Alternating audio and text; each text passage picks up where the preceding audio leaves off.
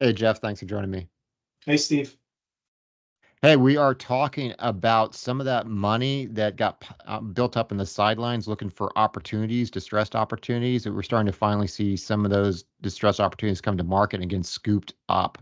Um, we've seen global real estate funds sitting on over half a trillion, about 544 billion in cash. And a lot of that is designated to opportunistic funds, which are searching for distressed opportunities. In the past, we've seen a lot of property owners restructuring with the banks or just avoiding selling to market if they're having some problems with it. We're finally seeing some of those deals start to hit market and get scooped up. It seems to be primarily some of the office, some of the multifam. There's mention of a few things in the hotel space hitting market and getting scooped up. Let me see, at the end of 2023, um, deals taken over by financially troubled assets and those taken over by lenders that totaled about 85.5 billion, according to MSCI Real Assets. That's up from 56.9 billion at the end of 2022, highest level since third quarter of 2013. So at almost 86 billion, uh, we are finally starting to see a tick up in those deals hitting the market and them getting scooped up by some of the opportunistic investors and funds out there. So, some of your thoughts as we're seeing some of this activity on the opportunistic side with distressed properties. Well, some of this actually, this article, I think misses a few things, but let's not even go there. I think some of the interesting part of this is you've got banks picking winners and losers. Um, hotel owners who have neglected repairs. Okay, fine. Maybe they're running a poor hotel. Apartment building owners who fell short on timelines because of shipping and transportation logistics, of no fault of their own. But truthfully, what it sounds like is banks were picking the winners and losers before it got really bad. So they want to unload some of these earlier and not try to have to do it all at the same time when other banks are trying to figure out how to unload everything. So I think to me, it's like they're trying to get ahead of the curve, but it may actually be premature. You may actually force people into a bad situation that may have been able to work their way through it, right? Well, I think, yeah, because I think one of the things you're seeing here is not necessarily the worst or most troubled deals hitting the market. You're seeing a lot of the ones that can flipped the most quickly hitting the market. The Right. ones that the banks are putting their feelers out and finding that there's buying interest there. Because the banks don't want to manage properties. But if they got a property that's got some trouble with it and they feel like they can put it on the market and can quickly get it off their balance sheet at a pretty good price, they're going to be inclined to do that. And I think, that's a good share of what we're seeing here, given that, as we mentioned, there's like over half a trillion in funds with a good amount of them or earmarked for trying to find anything that's a good sale Well, that they can grab. well, that's actually kind of an interesting point because what I was the other side that I was going to make here is that we've been waiting for this hard stop downturn in the economy for that money to get put to use. So now you've got money that's been sitting on the sidelines now for anywhere from 12 to 18 months, maybe even longer. And you've got, the owners of those funds saying, what the hell? It's just sitting there. Start buying something, start making me some money. So, to me, this says in some way there's some forced acquisitions because they didn't want to lose the money. They may have had to give it back, but it also says that maybe you weren't really buying at the right time or you weren't the right fund manager to be doing this um, because you didn't hit the low. Or conversely, maybe we have hit the low and that's the lowest that we're going to see. So without having that crystal ball, I think this to me says somebody got in early because they had to. They didn't really wait for things to get really bad. Yeah, well, I think also right now we're trying to figure out where the economy is going. A lot of economists think we're going to get that soft landing or we're going to avoid recession. If you do, that whole scenario where everything falls apart and you're getting great bargain basement prices probably never happens. I mean, there's a good chance you are seeing the low, Yeah. partly because the economy doesn't necessarily weaken a whole lot from here, partly because the Fed stopped driving rates higher and kind of backed off, and you saw rates actually back off.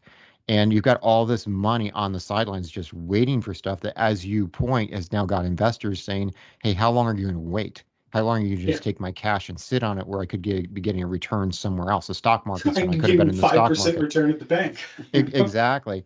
So, there's a lot of ifs here, but I do think you have to take seriously the possibility that that big price drop with amazing opportunities isn't in the cards right now. And what you're going to be seeing is um, some some deals with operators who got stretched being forced to sell out by their banks to these funds that are they're flush with cash, and and then them not getting these huge deals, but getting deals that are good enough for them to be able to sell it to their investors. But this whole dramatic, like, 2000 a la 2008 giant crash in the market, it right now it doesn't look like it's happening.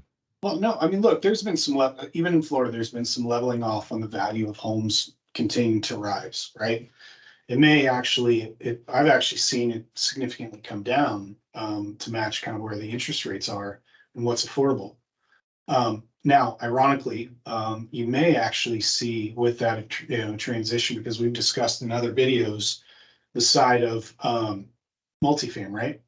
People buying it, 2 and 3% cap rates now, when interest rates were 3%, 2.5% in some cases for some multifamily deals, where the deal can no longer support a 5 or 6% interest rate. So I mean, there's still some hard landing that probably occurs. It just may not be as hard as people thought, right? Yeah, and I think another thing here is you could take a look at, say, the San Francisco office market.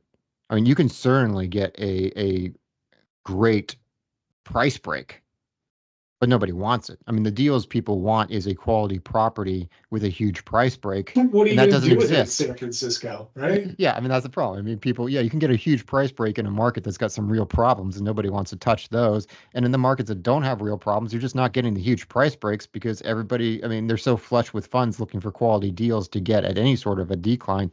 So I just, right now, I don't see that lineup for being able to get fire sale, prices on quality deals. Well, There's you too much might, money. Yeah. you Mhm. might, you might in areas like San Francisco, but you may be looking at properties like you had in China, where they were built out in the middle of nowhere and nobody's going to go there Well, ever. yeah, well, that's my point is it's not really quality at that point. Yeah. So I just what I'm seeing right now is everybody got very excited about this idea that the entire market was just going to go to hell and you'd be able to, swoop in and get some great properties at great prices. And we're just not seeing that. What we're seeing is a ton of money on the sidelines. If there's anything resembling a good deal on a good property, they're coming in and scooping it up. And right now it seems more of what we're seeing is kind of a stabilization in the market. Well, in those markets that don't have serious structural issues like a San Francisco, we're seeing a Look, lot of stability. I mean, the other side is, we as our company have been looking at strategic opportunity,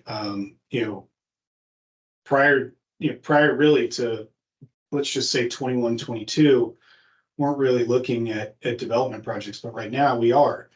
And part of that is, in that strategic mindset, is two things: is really, it's going to take you somewhere on, look, just let's just break it down into something that's already site plan approved and ready to go and permitted. You buy it the next day, you put a shovel in the ground and you go. Somewhere in that 12 to 18 months from now, you're going to know where your landing is. And you're going to be able to come out the side and manage those properties. And to your point, like we've discussed before, we're looking at demographics. We're not just looking at a property that has a shovel-ready project. The demographics have to come in and support those projects. And I think ideally, it's hard to do that when you just have money sitting on the sideline waiting for something to implode, because you can't follow demographics. It's just a project that's there wherever there is. And it may not even be somewhere that you want to be. Yeah, I think yeah, I think we saw a lot of kind of maybe news coverage or kind of creation of a story that, we're gonna have this giant implosion. Uh, right now, it just doesn't look like it's happening. And if your investment plan is to wait for one, you could be waiting for a very, very, very long time with your cash not earning anything. And I think, that's what we're seeing right now is some of these funds just getting in and getting whatever deals they can and trying to get that cash to work. And they've kind of given up on waiting for that big implosion. Well, I think the other side is at some point people have got to realize that media has a lot of advertising dollars that they get sent their way, and those advertisers want their money spent well. So they need to have clicks coming into their web pages, into their stories, into their newsrooms. So, they've got to sell a story that makes people want to go in and watch it so they can sell advertising. I mean, at the end of the day, some of the information is probably true, but we get a lot of opinions, and whether or not those opinions are right, that's for us to try to figure out. So I think right now the bottom line is we're actually seeing kind of stability. We're seeing a lot of funds in the market available to buy properties, and we're just not seeing the potential weakness that some people were fearing or hoping for For materialize sure. at the moment. Okay, well we'll keep an eye on this. Thanks for your thoughts, Jeff. Thanks, Steve.